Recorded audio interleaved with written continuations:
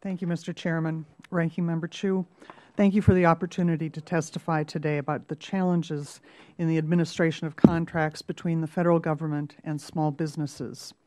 The Office of Inspector General does not purport to know or understand all of the intricacies or challenges that attend to contracts between the Federal Government and small businesses, but we can comment on our findings relative to the Department of the Interior's handling of several small business contracts, which are, we believe, representative of some of the challenges that influence the management of Federal contracts with small businesses.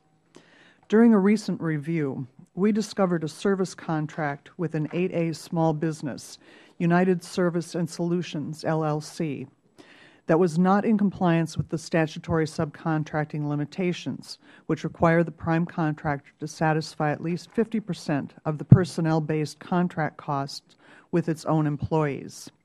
The Small Business Administration Participation Agreement requires that the contracting officer monitor and enforce that provision. US 2, an Alaskan Native corporation, had been noncompliant with the 8A subcontracting limitations for more than 2.5 years. The contracting officer told us that she believed the contractor on an indefinite quantity, indefinite delivery contract, as was the case with US 2, has the life of the contract to comply with the subcontracting limit. To the contrary, the Code of Federal Regulations state that in order to ensure the required percentage of costs on an indefinite quantity 8A award is performed by the participant must demonstrate semi-annually that it has performed the required percentage to that date. The CFR goes on to say that the participant must perform 50% of the applicable costs for the combined total of all task orders issued to date at 6-month intervals. In other words, US 2 was required to perform 50% of the work every 6 months that the contract was in force. Our Recovery Oversight Office also addressed compliance with the 8A limitations on subcontracting in certain construction contracts funded by the American Recovery and Reinvestment Act monies.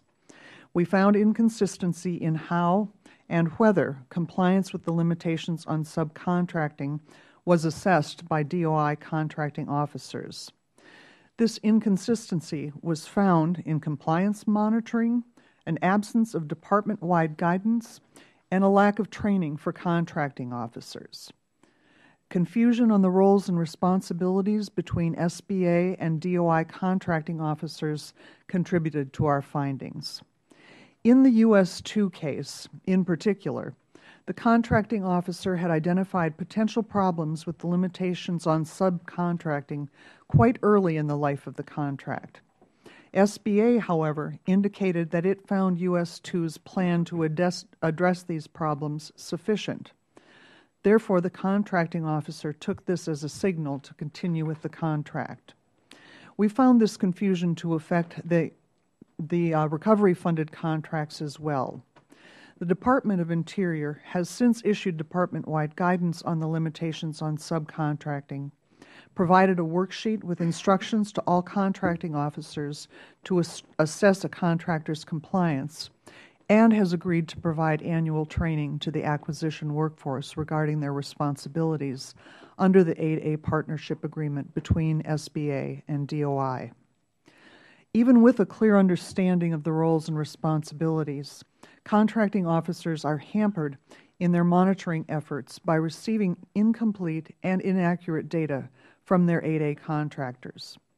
For example, US 2 broke down labor costs by those incurred by US 2 and those incurred by its subcontractors, but did not break down other direct costs in the same way.